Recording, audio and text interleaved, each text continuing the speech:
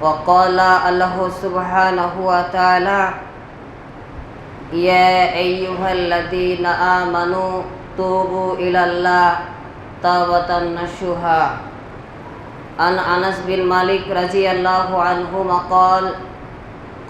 قال رسول الله صلى الله عليه وسلم كل ابن آدم خطاء خير الخطائين التوابون رواه الترمذী। সমস্ত প্রশংসা একমাত্র আল্লাহ সুবহানাহু ওয়া তাআলার জন্য, যিনি আমাদেরকে আজকের এই জুমার দিনে অত্র জুমার মসজিদে অত্র এলাকার বিভিন্ন প্রান্ত থেকে মানুষকে আসার মতো সুযোগ দিয়েছেন। সেই জন্য আল্লাহ সুবহানাহু ওয়া তাআলার শুকরিয়া আদায় করি। তেনারই শেখানো ভাষায় আলহামদুলিল্লাহ। দরুদ ও সালামের অফুরন্ত ধারা বর্ষিত হোক বিশ্বনবী হযরত মুহাম্মদ সাল্লাল্লাহু আলাইহি ওয়াসাল্লামের উপর। আল্লাহুম্মা সাল্লি আলাই, আল্লাহুম্মা বারিক আলাই, আল্লাহুম্মা আমিন। মহান সত্তা আল্লাহ সুবহানাহু ওয়া তাআলার নিকট এ দোয়া এ প্রার্থনা, আজকের জুমার খুতবায় আমরা যতজন উপস্থিত রয়েছি সকলেই যেন না ঘুমিয়ে সামনের ফাঁকা জায়গা পূর্ণ করে মনোযোগ সহকারে আজকের জুমার খুতবার যে আলোচ্য বিষয়, সেই আলোচ্য বিষয়ের দিকে খেয়াল রেখে মনোযোগ সহকারে জুমার খুতবা শ্রবণ করতে পারি, সেরকম নিয়াত সেরকম ইচ্ছা তুমি আমাদের তৈরি করে দাও। সকলে বলুন আল্লাহুম্মা আমিন। মহান সত্তা আল্লাহ সুবহানাহু ওয়া তাআলার নিকট এ দোয়া এ প্রার্থনা, আমরা মানুষ কম বেশি ছোটোখাটো ত্রুটি বিচ্যুতি ভুল ভ্রান্তি করেই ফেলি। আজকের এই জুমার খুতবার ওসিলায় তুমি আমাদের পেছনের ভুল ত্রুটিগুলোকে ক্ষমা করে দাও। সকলে বলুন আল্লাহুম্মা আমিন। সম্মানিত উপস্থিতি, আজকের জুমার খুতবায় সংক্ষিপ্ত সময়ে আমরা যেই বিষয়ের উপর আলোচনা করব, বিষয়টি হচ্ছে তওবার গুরুত্ব, শর্তাবলী এবং ফলাফল। এ বিষয়ের উপর আমরা কোরআন এবং সহিহ সুন্নাহর আলোকে দলিল ভিত্তিক কিছু আলোচনা শ্রবণ করব। তওবা গুরুত্বপূর্ণ একটি ইবাদত। এটা এমন একটি বিষয় যেটা আমাদের প্রত্যেকেরই জীবনের সঙ্গে সংশ্লিষ্ট। আমরা প্রত্যেকটা মানুষই গুনাহগার, ভুল করি, পাপ করি, এটা আমাদের হয়ে যায়। এটা আদম সন্তান হিসেবে আমাদের একটা ফিতরাত। আল্লাহ রাসূল সাল্লাল্লাহু আলাইহি ওয়াসাল্লাম বলেছেন, তিরমিজি হাদিস নম্বর 2499, কুল্লু ইবনি আদম খাত্তাউন খয়রুল খাত্তাইন আত-তাওয়াবুন। প্রত্যেক আদম সন্তান গুনাহগার, পাপী, কিন্তু এই পাপকারীর মধ্যে, ভুলকারীর মধ্যে তারাই উত্তম যারা গুনাহ করার পর আল্লাহ সুবহানাহু ওয়া তাআলার নিকট ক্ষমা চাই, মাপ চাই। তাহলে এই হাদিস দ্বারা আমরা দুটো বিষয় বুঝতে পারলাম। এক, আমরা আদমের সন্তান, মানে আমাদের দ্বারা ভুল হয়ে যায়। দুই, ভুল হয়ে যাওয়া এটা আমাদের জন্য ভুল নয় এবং এটা আমাদের ফিতরাত। তবে ভুল হয়ে যাওয়ার পরও আমরা ভালো মানুষ হতে পারবো, সর্বোত্তম মানুষ হতে পারবো যদি আমরা তওবা করি। যেই ব্যক্তি ভুল করার পর আল্লাহ সুবহানাহু ওয়া তাআলার নিকট তওবা করে ক্ষমা চাই, এই ব্যক্তি হচ্ছে সর্বোত্তম ব্যক্তি। আপনি বুঝতে পারছেন? তাহলে আমরা আদম সন্তান, আমাদের ভুল হয়, প্রত্যেকটা মানুষ আমরা ভুল করি। আমাদের জীবনের দিকে একটু ব্যক্তিগতভাবে আমরা তাকিয়ে দেখি যে আমাদের ভুল হয়, এটা স্বাভাবিক বিষয়। তো আমরা ভুল হওয়ার পরও ভালো মানুষ হতে পারবো যদি আমরা ভুল থেকে সংশোধন করে নিই, নিজেদেরকে ভুল পথ থেকে সঠিক পথে যদি নিয়ে আসতে পারি এবং আল্লাহ সুবহানাহু ওয়া তাআলার নিকট ক্ষমা চাইতে পারি, তাহলে আমরা সর্বোত্তম মানুষ বলে বিবেচিত হব। আল্লাহ সুবহানাহু ওয়া তাআলা বলেন সূরা নূর সূরা নম্বর 24 আয়াত নম্বর 31, এখানে আল্লাহ সুবহানাহু ওয়া তাআলা পর্দার কথা বলেছেন। তারপরে শেষে বলেছেন ওয়া তুবু ইলাল্লাহ জামিয়া ইয়া আইয়ুহাল মুমিনুন লাআল্লাকুম তুফলিহুন। তোমরা সকলেই আল্লাহ সুবহানাহু ওয়া তাআলার নিকট ক্ষমা চাও। তোমাদের যে ভুল ত্রুটি রয়েছে, তোমাদের যে গুনাহ রয়েছে, এই গুনাহ থেকে তোমরা সকলেই আল্লাহ সুবহানাহু ওয়া তাআলার নিকট ক্ষমা চাও, মাপ চাও, লাআল্লাকুম তুফলিহুন, যদি তোমরা মাপ চাইতে পারো, ক্ষমা চাইতে পারো, নিজেদেরকে সংশোধন করিয়ে নিতে পারো, তাহলে পরে তোমরা সফলকাম হবে। মানে তোমাদের অপরাধ, তোমাদের পাপ আল্লাহ সুবহানাহু ওয়া তাআলা ক্ষমা করবেন। সূরা তাহরিম সূরা নম্বর 66 আয়াত নম্বর 8 আল্লাহ সুবহানাহু ওয়া তাআলা বলেন, ইয়া আইয়ুহাল্লাযীনা আমানু তুবু ইলাল্লাহ তাওবাতান নাসুহা, হে ইমানদারগণ, তোমরা তোমাদের প্রতিপালকের নিকট ক্ষমা চাও, তওবা চাও, তওবা করো। কেমন তওবা? তাওবাতুন নাসুহা, আন্তরিক তওবা, অন্তর থেকে তওবা, অনুতপ্ত সহকারে। তোমাদের যে ভুল ত্রুটি হয়ে গেছে, এই ভুল ত্রুটি হওয়ার দরুন তোমাদের প্রতিপালকের নিকট তওবা করো, ক্ষমা চাও, মাপ চাও।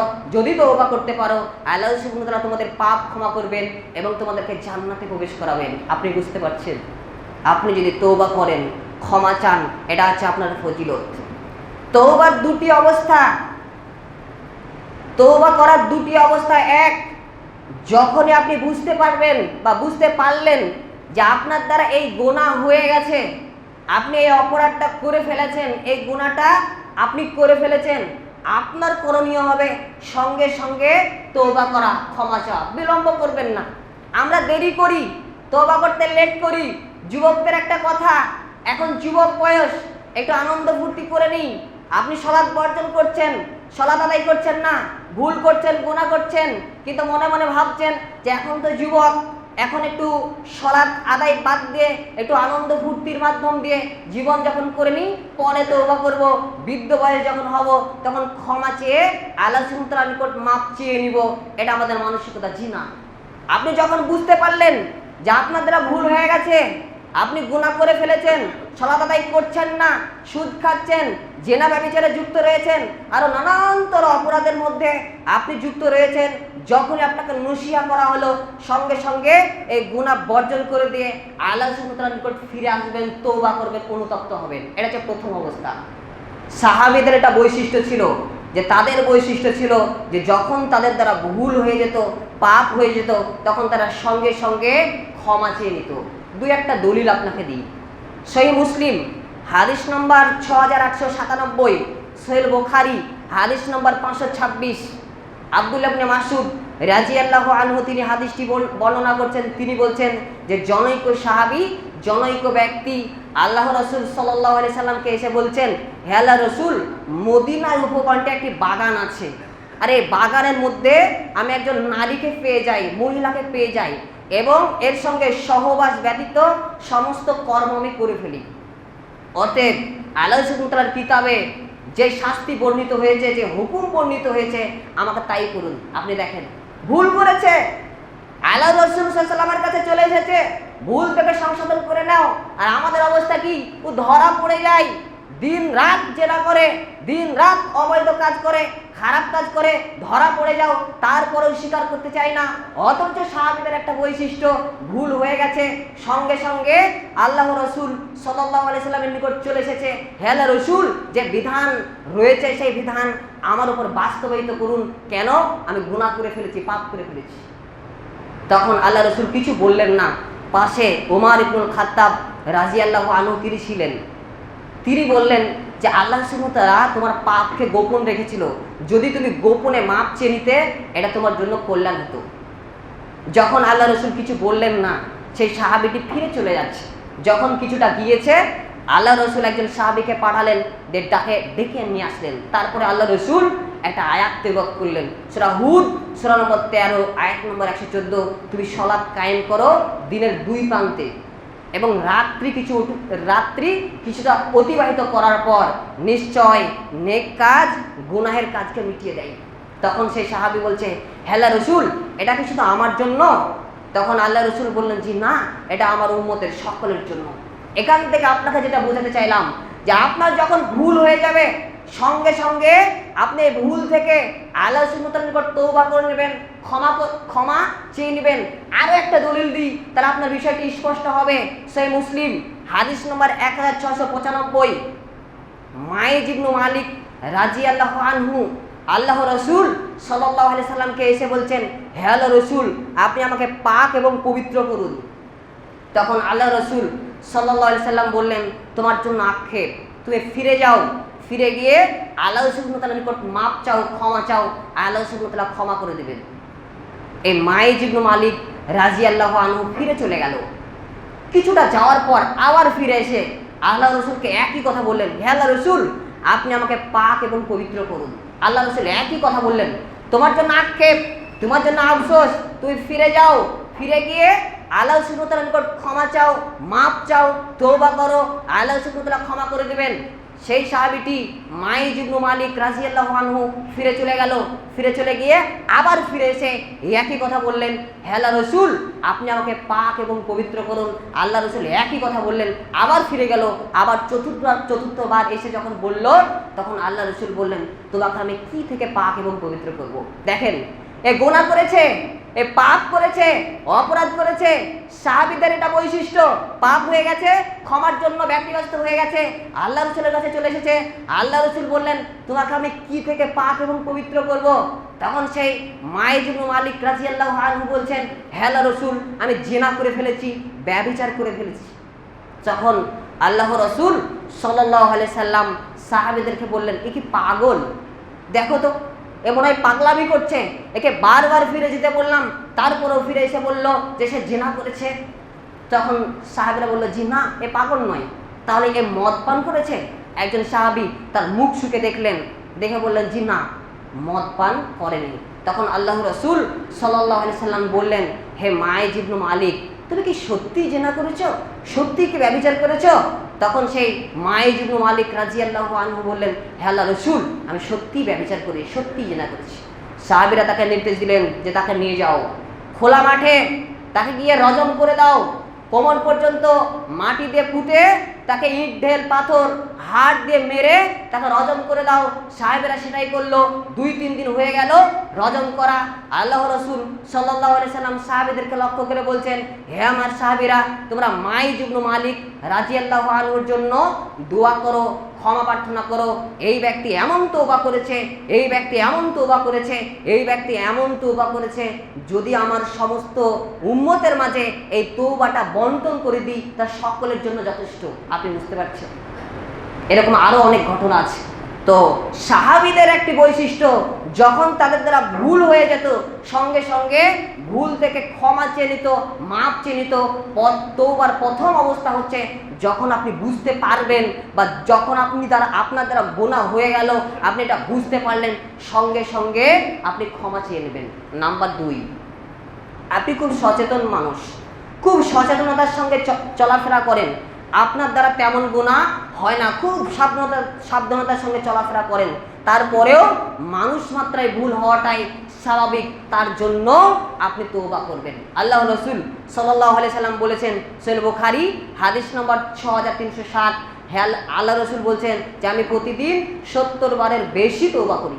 আল্লাহ রাসূলের কোনো গুনাহ ছিল না। সহিহ বুখারী হাদিস নম্বর 4837, আল্লাহ রাসূল সাল্লাল্লাহু আলাইহি সাল্লাম এত পরিমাণে সালাত আদায় করতো, রাত্রিবেলায় এত লম্বা সময় নিয়ে সালাত আদায় করতো যে তার পা ফুলে যেত। আম্মা জান আয়েশা রাদিয়াল্লাহু আনহা তিনি বলছেন, হে আল্লাহর রাসূল, আপনার তো আল্লাহ সুবহানাহু ওয়া তাআলা আগের গুনাহ, পরের গুনাহ, সমস্ত গুনাহ মাফ করে দিয়েছেন, তারপরেও আপনি এত কষ্ট করে, এত পরিশ্রম করে, লম্বা সময় নিয়ে রাত্রি জেগে কেন ইবাদত করেন, তার জন্য আপনার পা ফুলে যায়। তখন আল্লাহ রাসূল সাল্লাল্লাহু আলাইহি সাল্লাম বললেন, আমি কি আল্লাহ সুবহানাহু ওয়া তাআলার কৃতজ্ঞ বান্দা হব না, যে আল্লাহ সুবহানাহু ওয়া তাআলা আমার আগের গুনাহ, সমস্ত গুনাহ মাফ করে দিয়েছেন, অতএব আমি কৃতজ্ঞ বান্দা হব না? অতএব আপনার দ্বারা যদি তেমন গুনাহ না হয়, তারপরেও আপনি বেশি বেশি তওবা করবেন। আসুন তওবার শর্তাবলী। আপনি তওবা করবেন, তো তওবা করলেই কিন্তু তওবা কবুল হবে না। বিশেষ কিছু পদ্ধতি রয়েছে, কিছু শর্ত রয়েছে।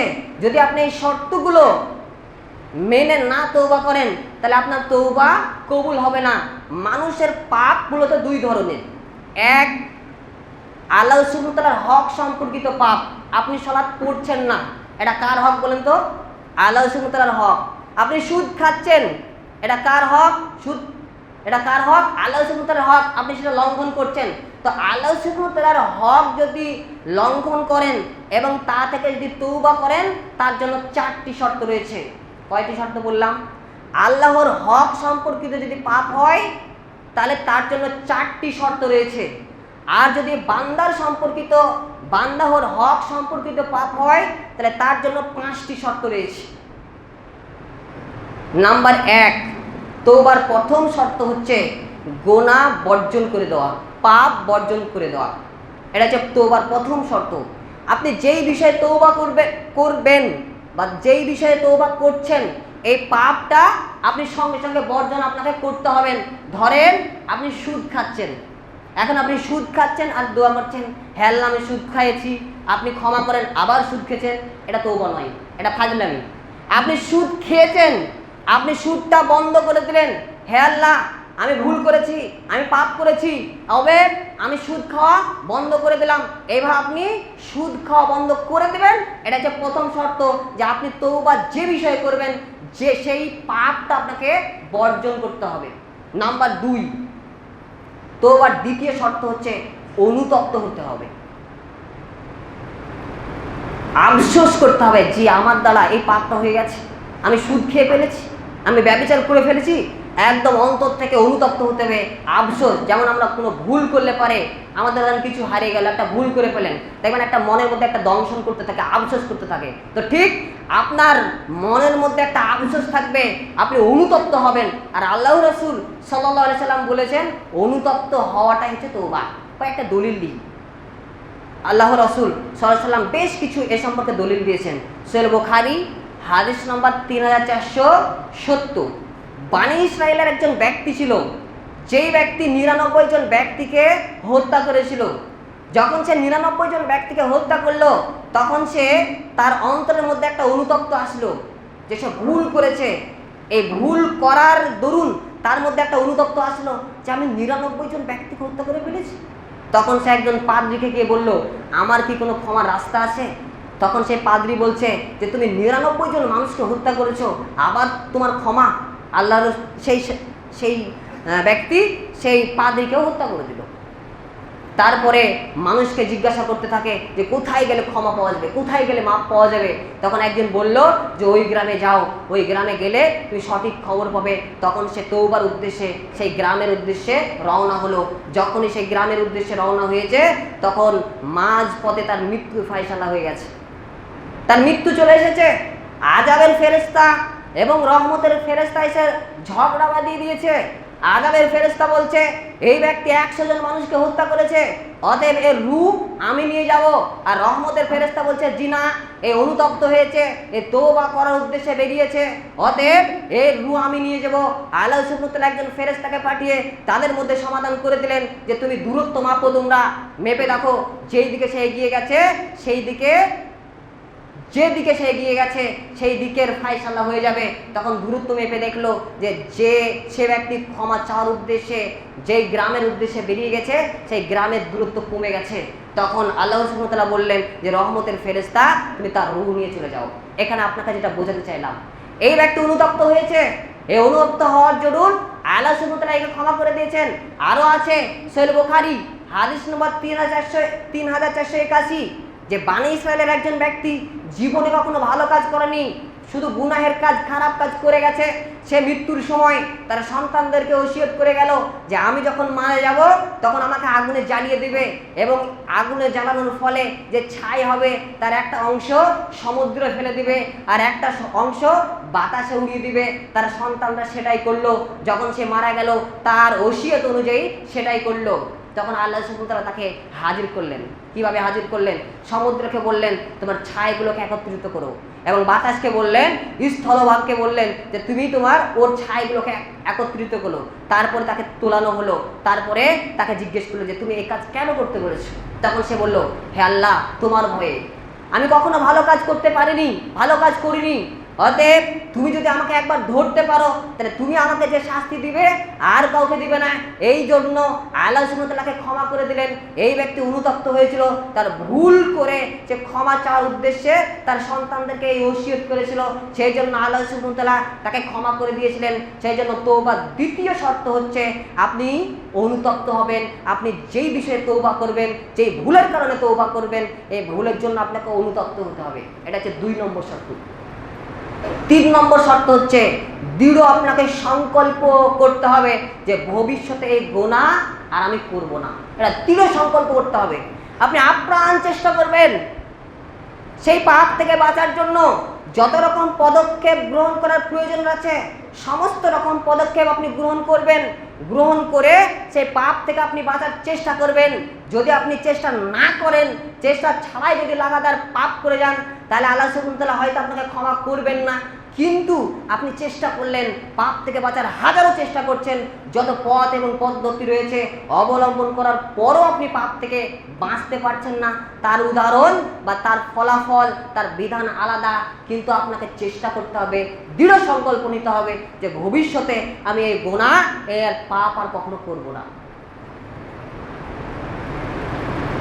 এটা হচ্ছে 3 নম্বর। 4 নম্বর হচ্ছে আল্লাহ সুবহানাহু ওয়া তাআলাকে সন্তুষ্ট করার জন্য আপনাকে তওবা করতে হবে। মানুষকে দেখানোর জন্য নয় এবং অন্য কোনো কারণে নয়। যেমন অন্য কোনো কারণ বলতে, একজন ব্যক্তি নেশাদার দ্রব্য পান করছে, মদ খাচ্ছে, বিড়ি, সিগারেট, গুল এই জাতীয় নেশাদার দ্রব্য পান করছে। এখন ডাক্তার বলে দিয়েছে তুমি আর বিড়ি খাবে না, সিগারেট খাবে না, তোমার ফুসফুসের অনেক সমস্যা হয়ে গেছে, যদি তুমি খাও তুমি বাঁচবে না, তোমার শরীর সুস্থ হবে না। এখন এই ব্যক্তি বিড়ি সিগারেট খাওয়া বন্ধ করলো, এর ক্ষমা হবে না। আপনাকে ক্ষমা চাইতে হবে, ক্ষমা চাইতে হবে আল্লাহ সুবহানাহু ওয়া তাআলাকে সন্তুষ্ট করার জন্য, একদম আল্লাহ সুবহানাহু ওয়া তাআলাকে খুশি করার জন্য। মানুষকে অথবা কোনো অন্য কোনো উদ্দেশ্যে আপনি ক্ষমা চাইবেন না। এই 4টি শর্ত আপনি যদি মেনে ক্ষমা চান, তাহলে আল্লাহ সুবহানাহু ওয়া তাআলা আপনাকে ক্ষমা করবেন এবং আপনার তওবা কবুল করবেন। যদি বান্দাহর হক সম্পর্কিত পাপ হয়, তাহলে আরও একটা যুক্ত হবে, যে বান্দার আপনি অধিকার নষ্ট করেছেন, যেই মানুষের আপনি অধিকার নষ্ট করেছেন, এই অধিকার তাকে ফিরিয়ে দিতে হবে। যেমন আপনি আপনার বোনকে ঠকিয়েছেন, বোনকে জমি দেননি, এখন এটা কার অধিকার? আপনার বোনের অধিকার। আপনি লঙ্ঘন করেছেন, নিজের নামে লিখে নিয়েছেন। আপনার মেয়েকে জমি দেননি, আপনার সন্তানের নামে অথবা অন্য কারোর নামে লিখে দিয়েছেন, এটা তার অধিকার নষ্ট হলো। আপনাকে তার নিকট ক্ষমা চাইতে হবে অথবা তাকে জমি ফেরত দিয়ে দিতে হবে। এরকম অনেক, আপনি ওজনে কম বেশি করছেন, যাকে ওজনে কম দিয়েছেন তার নিকট ক্ষমা চাইতে হবে। আপনি যার হক নষ্ট করেছেন, আপনাকে তার হককে ফিরিয়ে দিতে হবে। আল্লাহ রাসূল সাল্লাল্লাহু আলাইহি ওয়াসাল্লাম ভয়ঙ্কর 2টি হাদিস বলেছেন, আপনি শুধু মনোযোগ সহকারে হাদিসটি শ্রবণ করবেন। আল্লাহ রাসূল সাল্লাল্লাহু আলাইহি ওয়াসাল্লাম বলেছেন, মিসকাত হাদিস নম্বর 5127, যে সাহাবীদেরকে আল্লাহ রাসূল সাল্লাল্লাহু আলাইহি ওয়াসাল্লাম প্রশ্ন করছেন, তোমরা কি জানো সবথেকে গরিব মানুষকে, প্রকৃত গরিব মানুষকে? তখন সাহাবীরা জবাব দিল, হে আল্লাহর রাসূল, যার দিনার নেই, দিরহাম নেই, টাকা পয়সা নেই, ধন সম্পদ নেই, এরাই গরিব। আমাদের দৃষ্টিতেও তো তাই। তখন আল্লাহ রাসূল সাল্লাল্লাহু আলাইহি ওয়াসাল্লাম বললেন, জি না, প্রকৃত গরিব হলো, প্রকৃত ফকির হলো ওই ব্যক্তি, যে ব্যক্তি দুনিয়ার জীবন থেকে সালাত, সিয়াম, যাকাত, দান সাদাকা এভাবে নেক আমল নিয়ে কিয়ামতের মাঠে হাজির হবে। সঙ্গে সঙ্গে কারো সে হক নষ্ট করেছে, কাউকে ঠকিয়েছে, কাউকে গালি দিয়েছে, কাউকে হত্যা করেছে, কারো নামে অপবাদ দিয়েছে, এরকম গুনাহ নিয়ে কিয়ামতের মাঠে হাজির হবে। তখন আল্লাহ সুবহানাহু ওয়া তাআলা কিয়ামতের মাঠে ফায়সালা করবে। সেখানে কি টাকা পয়সার কোনো সিস্টেম থাকবে? জি না। সেখানে দিনার দিরহাম, টাকা পয়সার কোনো সিস্টেম থাকবে না। কি থাকবে? নেকি আর গুনাহ। এখন যেই ব্যক্তির উপর সে জুলুম করেছে, অধিকার নষ্ট করেছে, আপনার জমি আপনি লিখে দিয়েছেন, এখন আপনার মেয়ে হাজির হবে, হয়ে আপনার নামে অভিযোগ করবে যে আমার পিতা আমাকে জমি দেয়নি, আমার ভাই আমাকে জমি দেয়নি, ওই ব্যক্তি আমাকে ওজনে কম দিয়েছিল, ওই ব্যক্তি আমার অধিকারকে নষ্ট করেছিল, ওই ব্যক্তি আমাকে গালি দিয়েছিল। এইভাবে যখন অভিযোগ পেশ করবে, আল্লাহ সুবহানাহু ওয়া তাআলা আপনার নেক আমল থেকে কেটে কেটে তাদের যে ক্ষতিপূরণ বাবদ যেই পরিমাণ প্রয়োজন, সেই পরিমাণ আপনার নেক আমল থেকে কেটে কেটে দিয়ে দেওয়া হবে। যখন নেক আমল শেষ হয়ে যাবে, তারপরেও পাওনাদার বাকি থাকবে, তখন আল্লাহ সুবহানাহু ওয়া তাআলা ওই পাওনাদারের গুনাহ আপনার আমল নামায় চাপিয়ে দিবেন এবং শেষ বেলায় আপনি ফকির হয়ে, নিঃস্ব হয়ে আপনাকে জাহান্নামে যেতে হবে। এই ব্যক্তি হচ্ছে প্রকৃত ফকির। অতএব আপনি যদি বান্দার বা মানুষের কোনো হক নষ্ট করে থাকেন তাহলে সেই হক আপনাকে ফিরিয়ে দিতে হবে। তাহলে তওবার কটা শর্ত বলেছি ভালো করে শুনেন, 5টা শর্ত। 1, গুনাহ আপনাকে বর্জন করতে হবে। 2, আপনাকে অনুতপ্ত হতে হবে। 3, ভবিষ্যতে সেই গুনাহ সেই পাপ না করার দৃঢ় সংকল্প করতে হবে। 4, আল্লাহ সুবহানাহু ওয়া তাআলার নিকট এবং আল্লাহ সুবহানাহু ওয়া তাআলাকে সন্তুষ্ট করার জন্য তওবা করতে হবে। 5, যদি মানুষের হক নষ্ট করে থাকেন, মানুষের অধিকার যদি নষ্ট করে থাকেন তাহলে সেই অধিকার তাকে ফিরিয়ে দিতে হবে। মহান সত্তা আল্লাহ সুবহানাহু ওয়া তাআলা যেন আমাদেরকে এই কথাগুলো এবং তওবার যে শর্ত, এই শর্ত মেনে তওবা করার তৌফিক দান করেন। সকলে বলুন আল্লাহুম্মা আমিন।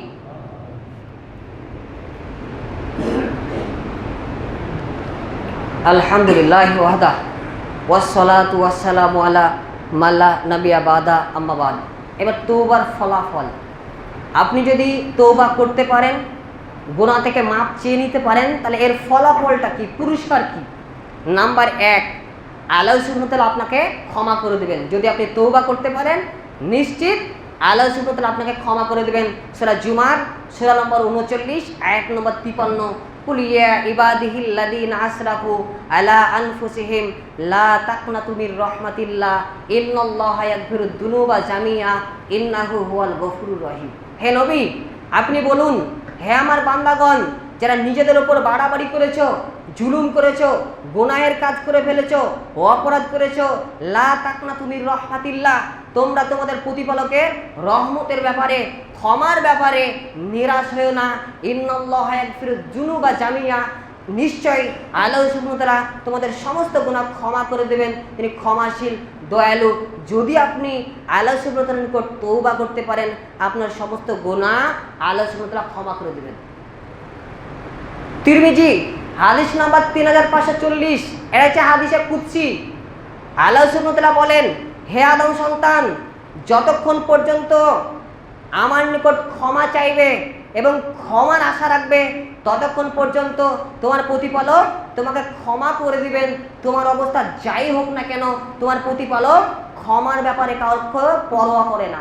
আপনি বুঝতে পারছেন যে আল্লাহ সুবহানাহু ওয়া তাআলা ক্ষমার ব্যাপারে কারো পরোয়া করেন না। আপনি যদি ক্ষমা চান তাহলে আল্লাহ সুবহানাহু ওয়া তাআলা আপনাকে ক্ষমা করবেন। হে আদম সন্তান, তুমি যদি গুনাহ করতে করতে তোমার গুনাহ যদি আসমান পর্যন্ত পৌঁছে যায়, আকাশ পর্যন্ত পৌঁছে যায়, আর যদি তুমি আমার নিকট ক্ষমা চাও, আমি তোমাকে ক্ষমা করে দেব, মাফ করে দেব। আমি ক্ষমার ব্যাপারে কারো পরোয়া করি না। হে আদম সন্তান, যদি তুমি পৃথিবী সমপরিমাণ গুনাহ নিয়ে কিয়ামতের মাঠে হাজির হও, মৃত্যুবরণ করো, কিয়ামতের মাঠে হাজির হও, আর এই গুনার মধ্যে যদি শিরকের গুনাহ না থাকে, তাহলে আমি তোমার নিকট পৃথিবীর সমপরিমাণ ক্ষমা নিয়ে হাজির হব, তবে শিরকের গুনাহ ক্ষমা আমি করব না। অতএব আপনি বুঝতে পারছেন, আপনি যত বড়ই পাপী হন না কেন, আপনি যেই অপরাধী করুন না কেন, আপনি যদি জীবিত অবস্থায় আল্লাহ সুবহানাহু ওয়া তাআলার নিকট তওবা নাসুহা করতে পারেন, আল্লাহ সুবহানাহু ওয়া তাআলা আপনার সমস্ত গুনাহ ক্ষমা করে দেবেন। অতএব তওবার প্রথম ফলাফল হলো আল্লাহ সুবহানাহু ওয়া তাআলা আপনার সমস্ত গুনাহ ক্ষমা করে দেবেন। 2, শুধু ক্ষমাই করবেন না, আপনি যে গুনাহ করেছিলেন, যে পাপ আপনার হয়েছিল, এই পাপটাকে নেকি দ্বারা পরিবর্তন করে দেবেন। আল্লাহ সুবহানাহু ওয়া তাআলা বলেন সূরা ফুরকান সূরা নম্বর 25 আয়াত নম্বর 70, ইল্লা মান তাবা ওয়া আমানা আমিলা আমালান সলিহা ফাউলাইকা ইউবাদদিলুল্লাহু সাইয়্যাতিহিম হাসানা ওয়া কানাল্লাহু গফুরুর রহিমা। আল্লাহ সুবহানাহু ওয়া তাআলা বলছেন, তবে তারা নয় যারা তওবা করে, যারা ঈমান আনে এবং নেক আমল করে।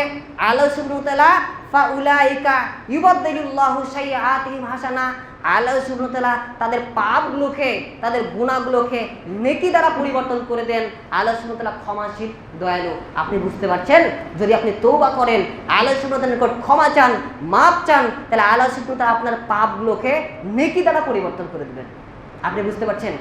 অতএব বেশি বেশি পরিমাণে আপনি ক্ষমা চাইবেন, মাপ চাইবেন। প্রত্যেকটা মানুষ আমরা গুনাহগার, বেশি বেশি পরিমাণে আল্লাহ সুবহানাহু ওয়া তাআলার নিকট মাপ চাইবেন। আল্লাহ সুবহানাহু ওয়া তাআলার নিকট মাপ চাওয়ার সর্বশ্রেষ্ঠ দুয়া হচ্ছে সাইয়্যিদুল ইস্তিগফার। এটা বলে ছেড়ে দেব। আল্লাহ সুবহানাহু ওয়া তাআলার নিকট মাপ চাওয়ার সর্বশ্রেষ্ঠ দুয়া হচ্ছে সাইয়্যিদুল ইস্তিগফার। ইস্তিগফারের সর্দার বলা হয়, সর্বোত্তম দোয়া। আল্লাহ সুবহানাহু ওয়া তাআলা বলেন, সোহেল বুখারী হাদিস নম্বর 6306। 6306 আল্লাহ রসুল সাল্লাল্লাহু আলাইহি সাল্লাম বলেছেন, যে ব্যক্তি বলবে আল্লাহুম্মা আনতা রব্বি লা ইলাহা ইল্লা আনতা খলাকতানি ওয়া আনা আবদুকা ওয়া আনা আলা আহদিকা ওয়া ওয়াহদিকা মাস্তাতাতু আবুবিকা আউযুবিকা মিন শাররি মা সানাউতুকা আবুলাকা বিনিমাতিকা আলাইয়া আবু বিযামবি ফাগফিরলি ফাইন্নাহু লা ইয়াগফিরু যুনুবা ইল্লা আনতা। যদি কেউ সাইয়াতুল ইস্তিগফার পাঠ করতে পারে তাহলে আল্লাহ সুবহানাহু ওয়া তাআলা কি করবেন, আপনার ফলাফলটা দেখেন। যদি কেউ সন্ধ্যার সময় এই দোয়া পাঠ করে আর যদি ভোর হওয়ার পূর্বে মারা যায়, এই ব্যক্তি জান্নাতে প্রবেশ করবে।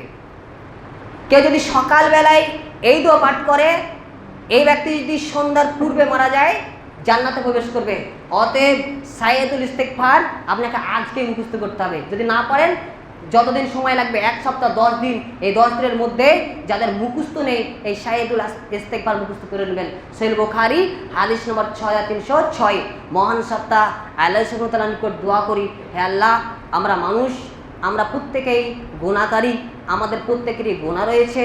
অতএব আমরা যাতে তোমার নিকট ফিরে আসতে পারি, তোমার নিকট তওবা করতে পারি, সেরকম মানসিকতা তুমি আমাদের তৈরি করে দাও। হে আল্লাহ, আমরা যাতে ভুল থেকে পবিত্র না হয়ে, ভুল থেকে মাপ চাহিয়ে না নিয়ে যাতে মৃত্যুবরণ না করতে পারি, সেই তৌফিক তুমি দান করো। সকলে বলুন আল্লাহুম্মা আমিন। হে আল্লাহ, আমাদের মধ্যে যারা অসুস্থ আছে তাদেরকে শিফা দান করো, এবং আমাদের মধ্য থেকে যারা ঈমানি হালতে বিদায় নিয়েছে তাদের কবরের শাস্তিকে মাফ করো। আল্লাহুম্মা সাল্লি আলা মুহাম্মাদি ওয়া আলা আলি মুহাম্মাদ কামা সাল্লাইতা আলা ইব্রাহিম ওয়া আলা আলি ইব্রাহিম ইন্নাকা হামিদুম মাজিদ। আল্লাহুম্মা